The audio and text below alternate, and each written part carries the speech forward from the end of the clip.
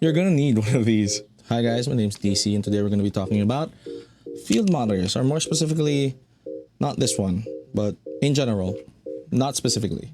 So this is a field monitor. This isn't your typical monitor like the ones behind me. This is a monitor that usually you attach to your camera via, for this one I have a hot shoe mount, and sometimes they come with their own attachment things. Yeah, usually put this on top of your camera or on a rig or whatever, on your gimbal, and use it so that you can see, because we all know the problems with camera screens. Not usually, sometimes they don't flip up or sometimes they're fixed, especially on some cinema cameras like Blackmagic 4K, where the camera is fixed. It doesn't even tilt up and down or left and right. It's just there. So you're gonna need a monitor if you want to use the camera more efficiently. But for me, I get one of these because, like most people, I have a tiny screen camera. It's like a 3-inch camera screen that's like that big. Sometimes when you're doing manual focus, or if you want to look at the details on the screen and there's a lot of clutter on the screen as well, all of your information is there, you can't really see the frame. So you get one of these. It's called a field monitor.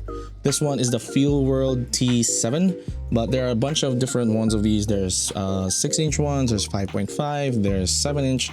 This particular one is a 7-inch screen. I love this thing because this is the first monitor that I ever got. It is from FieldWorld. It is a 7-inch full metal. It sounds like plastic, but I assure you that it is metal, built like a tank, and it's lasted like a tank as well.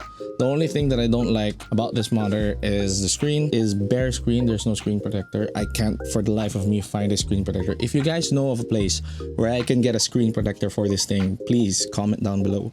Anyway, usually field monitors like this, they have an input where you put an HDMI into your camera and an HDMI into this thing. So this one has an HDMI in and an HDMI out. You can daisy chain monitors with the out. So if I have, like for example, this 7-inch pointed at the talent, I can have another 5-inch one pointed at me so that I can see. These monitors are powered two ways.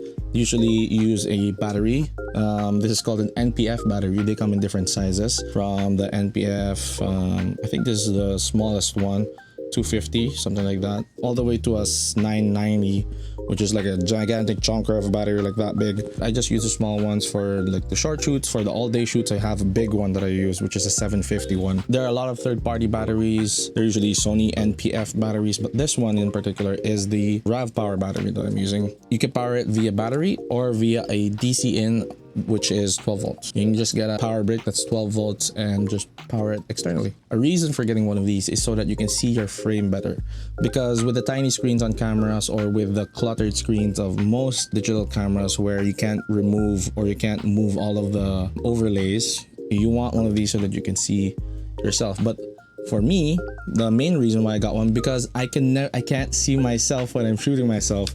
That is one big thing why I got one, because my camera, the Sony A63, does not have a flip out screen.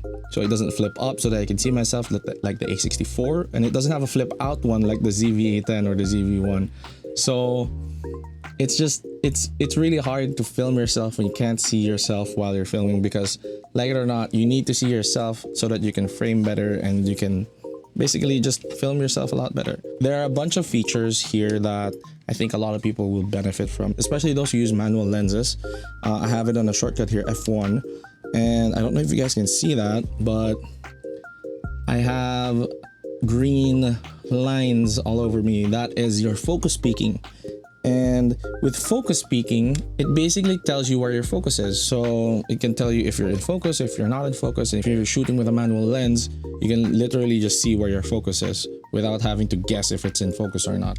So that's one thing. Another thing that I really love with monitors like this, which most cameras don't have, unless it's like the higher ones like the cinema cameras, it has a false color. So if you do this, you can see it changes color. What false color does, it rearranges the pixels on the screen, or it reassigns pixels on the screen to a brightness level, so that you can tell what level of IRE your image is at, so that you can avoid overexposing or underexposing. So that's a huge thing of why I really wanted one of these, because when you're shooting in different picture profiles, especially on Sony, more specifically when you're shooting in S-Log3, it's really hard to nail your exposure because everything is gray, everything is flat, as in flat.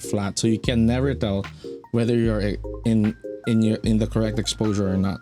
So having one of these is very, very important. There's always the argument of I can always expose correctly as long as I do this or do that, but when you're at a film shoot or if you're filming yourself, it's indispensable because it's a screen that you can pull away from your camera and just look at yourself. If I didn't have one of these, it would have taken me a lot longer to set up my shoot for today. When I was setting up earlier, it took me like I think an hour, maybe 30 minutes.